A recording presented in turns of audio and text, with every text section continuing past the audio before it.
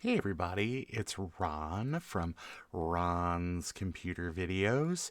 Hey, I wanted to share something cool that I saw out over on my new favorite website, Tinker Different.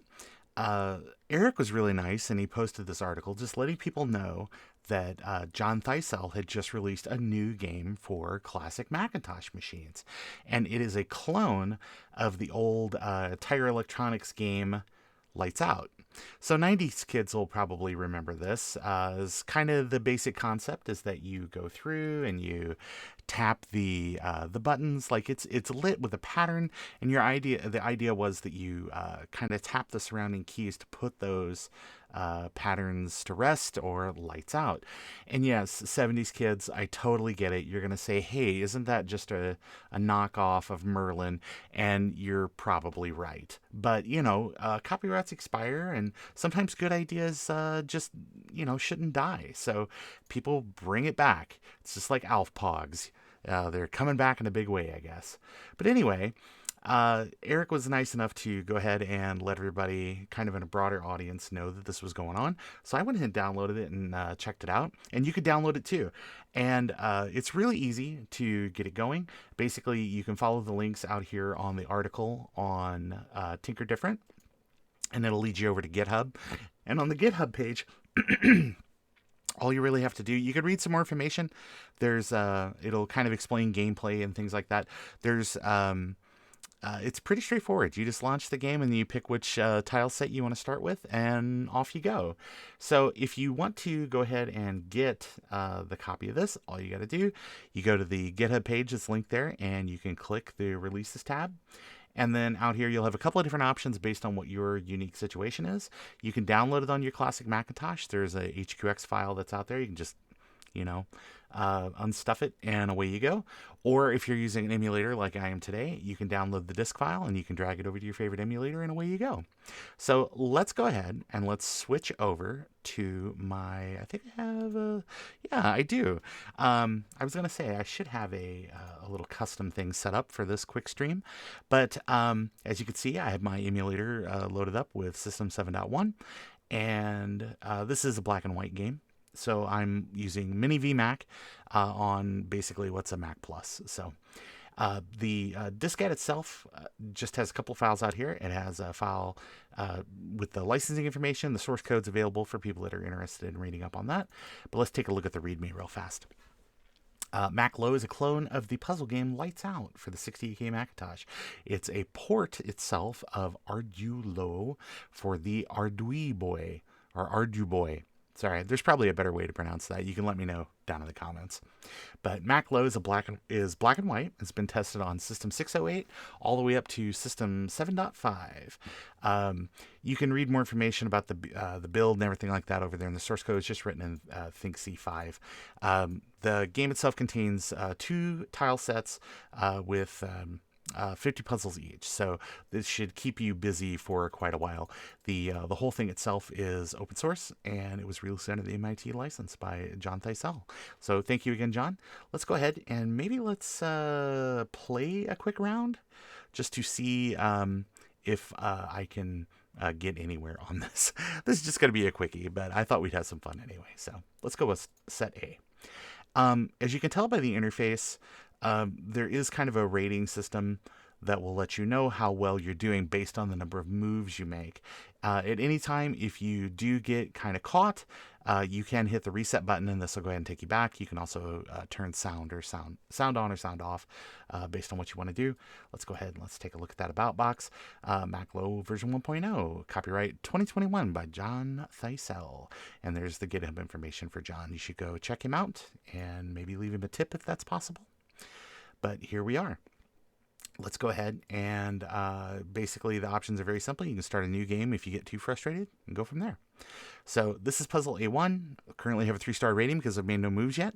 Let's see how long it takes me to turn the lights out.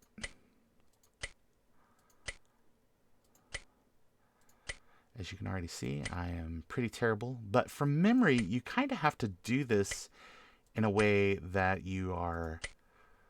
See, my rating went down. So I'm already not doing great. But there you go. I got a 1.5 rating on that.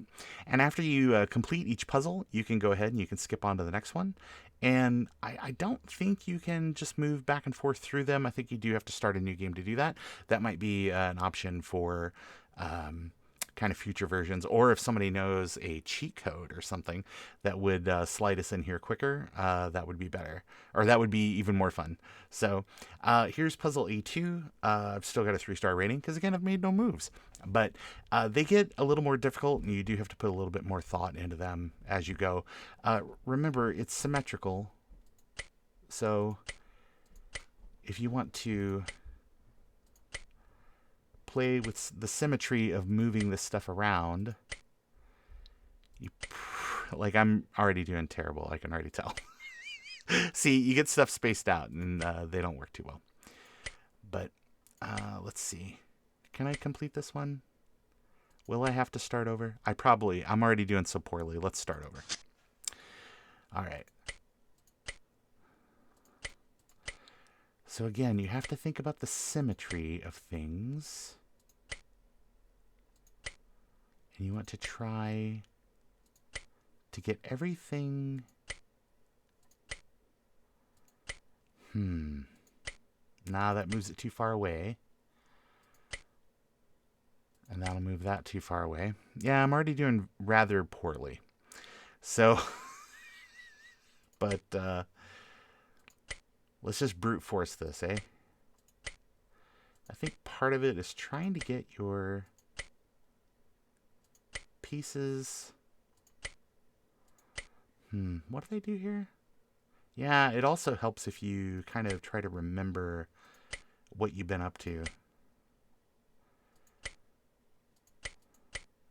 Oh, gosh, I'm doing so horrible. Let's start over again.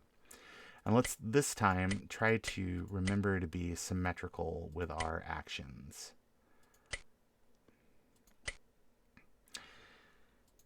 And moving things closer to where we're working is sometimes a good idea. Oh, Lord. I'm already doing so bad. I am sure people at home are just like, you should have got this by now. And I agree. I probably should have got it by now. So I think it's one of those things. You just try a different strategy and see if maybe trying it a different way is what gets you better results. And I can already kind of tell that no, I'm not getting better results. I'm kind of moving stuff around, and I do like that.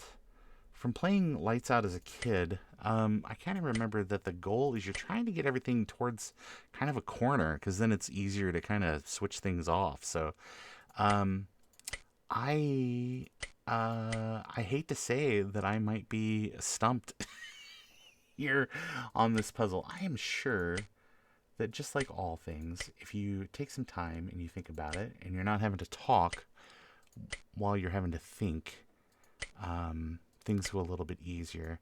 Just ask, I guess, anybody that's kind of, I guess, maybe works in politics. Talking and thinking at the same time is super tough. So anyway, I just wanted to let you guys know that this is kind of out there, because I do think that classic Mac games, especially new ones, definitely need some more sort of exposure. So it's that's what I wanted to do today. So anyway, thank you so much. I really want to say thank you for your support here on the channel, and definitely get out there and get this downloaded, because a day without classic Mac gaming is maybe a day wasted. So anyway, kind of as I always say, Apple II forever, and thanks everybody, and have a wonderful evening.